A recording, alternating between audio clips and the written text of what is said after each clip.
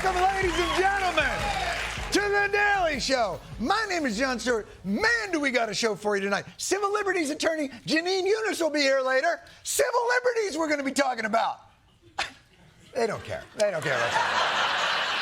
Or we'll talk about whatever the government deems appropriate. I really, I'm trying to keep myself spirited here. How was your weekend? Was it good?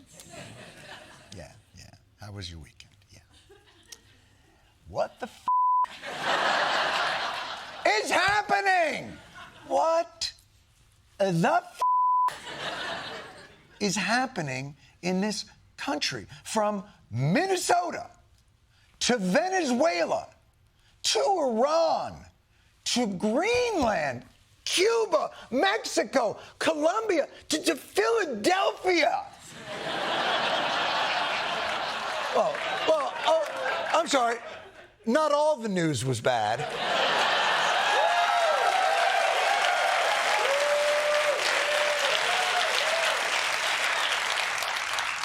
Why is the President of the United States declaring on Wikipedia that he is now the president of Venezuela? That's real. Why is our Fed chairman making what appears to be a hostage video? How the did steak become the healthiest food in the country? What is happening? We are on the Donald Trump gravitron. We don't know what up or down is. We just know it feels like we're all going to vomit. Each moment brings another event with cataclysmic implications and consequences. And the guy at the center of it, the instigator, the catalyst of all this chaos and confusion, he's just out there TGIFing it. Oh, hey, what's up, everybody? Hey, see you soon. Not if I see you first. Boom, boom, boom. Just look at Venezuela. We took it over, 3 days ago, 4 days ago, 5 days ago? I don't remember. Meanwhile, our State Department says if you're an American, there are armed gangs in Venezuela trying to kill you. So you would think that maybe this calls for a little gathering in the Situation tent or wherever is operationally right for talking about Venezuela right now. But the president had a different idea. President Trump convening top oil executives at the White House to talk about divvying up Venezuela's oil. What the is happening? Yes, a meeting of all of the most important stakeholders. Exxon, Chevron, Halliburton, and of course, the guy from Dune who lives in the oil bath.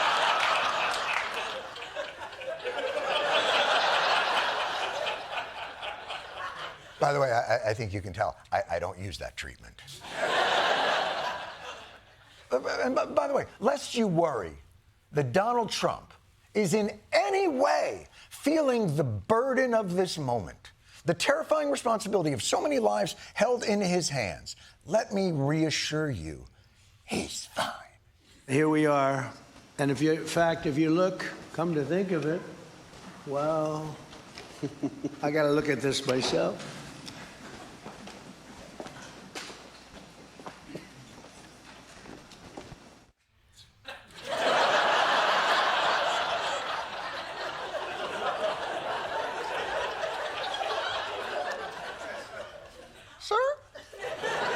We're trying to have an urgent meeting on possibly the collapse of a petrostate.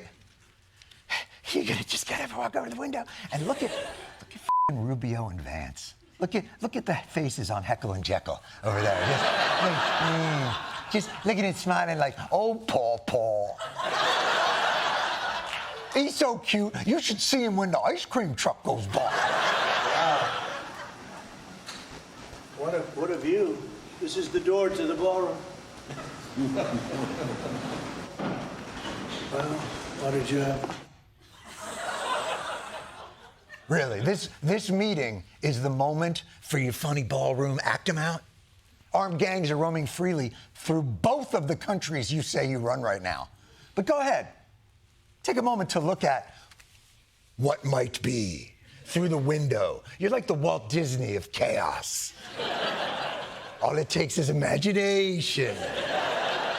And by the way, if you're getting up and walking to the window and you don't think that's enough of a doddering old man move, old Cankles McGee had one more chewable Tums up his sleeve. You're all going to do very well. I think really very well. Marco just gave me a note. Go back to Chevron. They want to discuss something. Go ahead. I'm going back to Chevron, Mark. Thank you, Marco.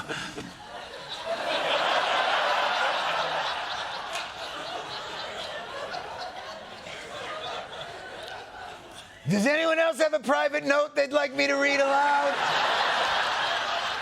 Anybody? Now, by the way, there was an oil company, Exxon, that expressed some reservations about investing money in rebuilding the infrastructure of a country that is, and I quote, not ours, and is somewhat volatile at the moment. How did the president handle this somewhat rational cost-benefit analysis? I'd probably be inclined to keep Exxon out. I didn't like their response. They're playing too cute. They're playing too cute. You just made yourself the president of Venezuela on Wikipedia, but they're the ones that are being glib. Do you see how f***ed up everything is right now? First of all, I have to defend the good faith of an oil company because they don't think they can safely extract another country's resources in as cost-effective a manner as might benefit their shareholders. Who am I anymore? And by the way, Donald, why are you the president of Venezuela? Doesn't your oath of office to America have a non-compete? What are we doing? What, are you just trying to pick up a few extra hours? What, the holidays hit you hard? I just need a little couple extra bucks until like February, March. That ballroom's not going to pay for itself. Meanwhile, in Iran, protesters have taken to the streets, tired of the totalitarian rule of the mullahs, and have been gunned down in the streets. Protests and violence have broken out throughout that country. It is chaotic and fragile. So guess who's thinking about stepping right in? That's right, the president of Venezuela. I have options that are so strong. So, I mean, if they did that, it'll be met with a very, very powerful force. I have options. Did you hear what I have options. Not Congress, not the American people. I. Apparently, Trump is the sole factor in all decisions everywhere, throughout the world now. He just wants to take a little more time staring out the window before he lets us know what fresh hell he will unleash next. And the most confusing thing about his reason for intervening in Iran is his reason. President Trump has warned of striking Iran if the regime kills protesters. There seem to be some people killed that aren't supposed to be killed.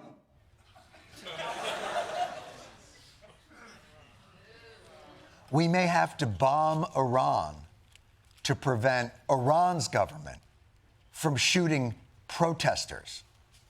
Look directly into camera with an expression of half bewilderment and despair. P.S. John, don't read this part.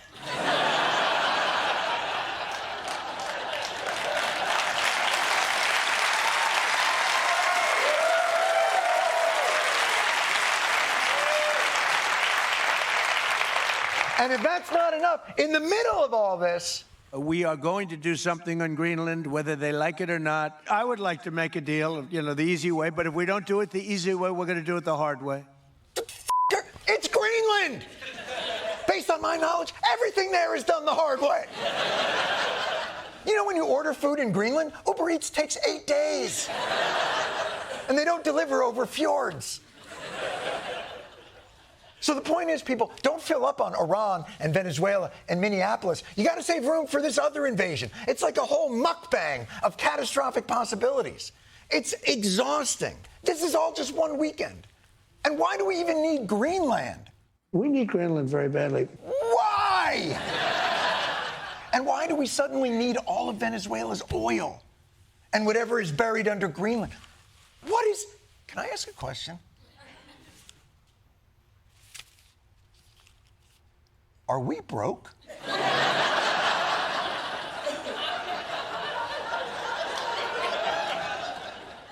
Is that why we have to do all this? Did you lose your job? Did you somehow Trump casino the United States? Because if the country needs money, we can all get second jobs. We'll all be president somewhere if Wikipedia will have us. I don't understand. Why do we have to take over Greenland? If we don't do it, Russia or China will take over Greenland, and we're not going to have Russia or China as a neighbor.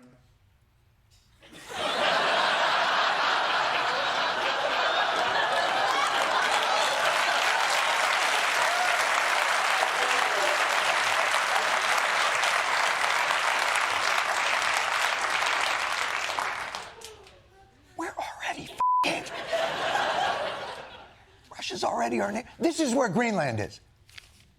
Russia's closer. Unless in your mind you think Alaska lives in a box next to Hawaii. But no, I get it. We don't want Russia or China to take over Greenland. Oh, you know what we could do to deter it? Not through arrogance or conquest, but what if we formed like kind of an alliance with Denmark and Greenland? We could include all the North Atlantic nations. What would we call this? Like almost like a North Atlantic treaty organization that I don't know what we could, I guess we'll never know. But again, since we all now dance to the tune of one piper, what possible justifications could you have for just taking someone else's land? And please, if you would, irony-proof your answer. I'm a fan of Denmark, but you know, the fact that they had a boat land there 500 years ago doesn't mean that they own the land.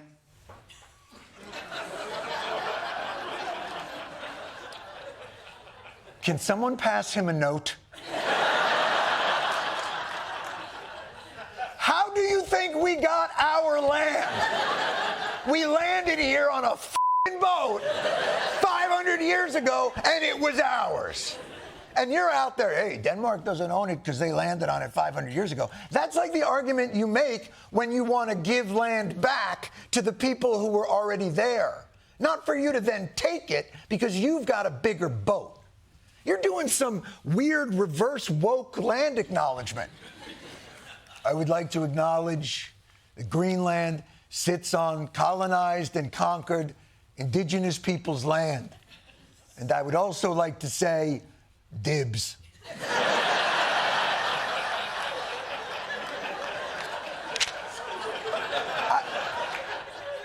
Why am I even trying, by the way? Why do I even care to figure this out? It's not like anyone on your side ever takes the effort to convince all of us on the United States' long-term policy goals. It all just appears to be like a lazy Susan of vengeful whims from our all-powerful mad king. Did you know Trump doesn't like Federal Reserve Chairman Jerome Powell? Because Trump wants to be able to dictate our country's interest rates himself. Now, this poor Jerome Powell, now you got him looking like he's broadcasting from Taliban territory. The Department of Justice served the Federal Reserve with grand jury subpoenas, threatening a criminal indictment related to my testimony before the Senate Banking Committee last June. That testimony concerned, in part, a multi-year project to renovate historic Federal Reserve office buildings. Can someone get this motherfucker a glass of water? And by the way, I don't feel good about this next joke, but I'm about to do it. It's not politically incorrect. It's just inside finance. So anyone who doesn't listen to Bloomberg surveillance in the morning, you can just leave the room. I'll wait. Okay. Wow. That dude, he's struggling. It appears the chairman of the Federal Reserve is having a liquidity crisis.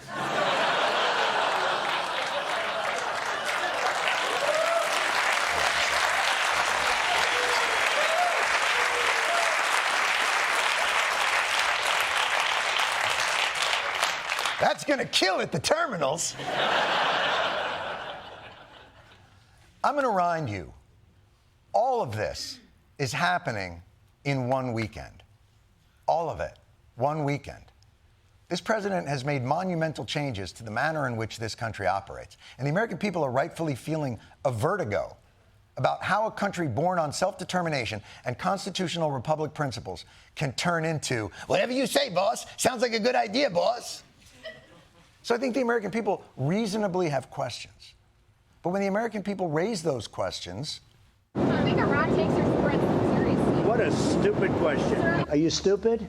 Are you a stupid person? It's a stupid question. Just a terrible question. You are a terrible reporter. You're a terrible person and a terrible reporter. You have nothing about nothing. You're fake news. Quiet. How dare we? How dare we? How dare we question His Excellency? I don't know what we were thinking. You know what?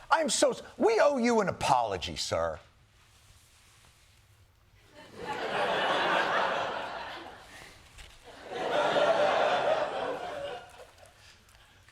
Mr. President, sir, we are so deeply sorry to have questioned your singular and delicate genius.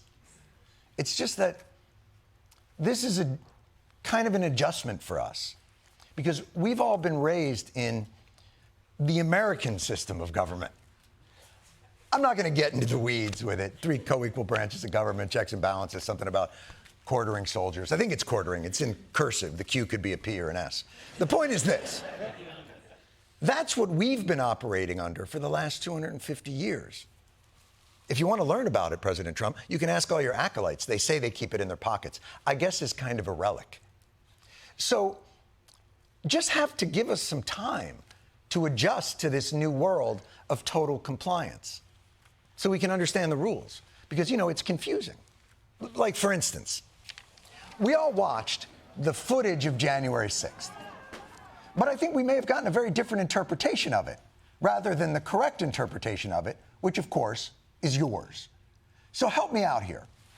We'll play a game. On January 6th, a bunch of...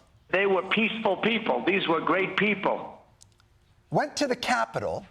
Peacefully protesting a stolen election. I have never seen such spirit and such passion and such love. But while they were there... Capitol Hill police officers instigated the violence that day. So the people we saw earlier beating the shit out of police officers were hardworking, loving people provoked by law enforcement. And ultimately, they deserve a... Full pardon. Got it. Don't agree that's what actually happened or what should have happened afterwards, but at least it sets a precedent. But now let's jump ahead, I don't know, a day. To January 7th. We've all seen that footage. I think I know what I saw that day, too, but let's go through it again with the correct interpretation. On January 7th, a Highly disrespectful, deranged lunatic woman, professional ICE agitator, domestic terrorist, did what? This woman used her car as a weapon and tried to run over an ICE agent. an attempted murder. And so she was Shot and killed. So while very little of the descriptions that you were saying matched what we all saw on the tape, the important lesson here is what? She brought it upon herself. Motherfucker. We are in a confusing, dark place. And this is where, quite frankly, rule of law and institutions are kind of an important framework. But now that those are gone, what's our North Star? Do you see any checks on your power on the world stage? Is there anything that could stop you if you wanted to? Yeah, there's one thing, my own morality, my own mind. So nothing. But thank you, I'm no longer confused. Couldn't be more clear. In America today, Donald Trump is the sun, and if you revolve around him and worship him, his warmth shines upon you. You could shoot someone on Fifth Avenue and not lose his support, as long as it's done on his behalf. But if you do not support him, if you live in the darkness of what I guess we will refer to from now on as blue states, fearing the day he turns his terrible wrath towards you, whether you're a single human woman on a side street somewhere in Minneapolis or a sovereign nation that happens to have land and resources that we, a larger sovereign nation, think we also might want. And so his people are making a bet that adhering to a principle of forced compliance and coercion will give us a more stable and prosperous America than a principle of shared alliance and common interest. It's kind of a tough bet because I read somewhere, I don't know where, that people have inalienable rights granted by a creator, not a king. So holding that coerced world together is going to be kind of a tall task. But if anybody's up for it, it's Donald Trump, a man with unrivaled focus and discipline. Actually, you know what? Could you give me a second? I'm so curious. I just want to go and see.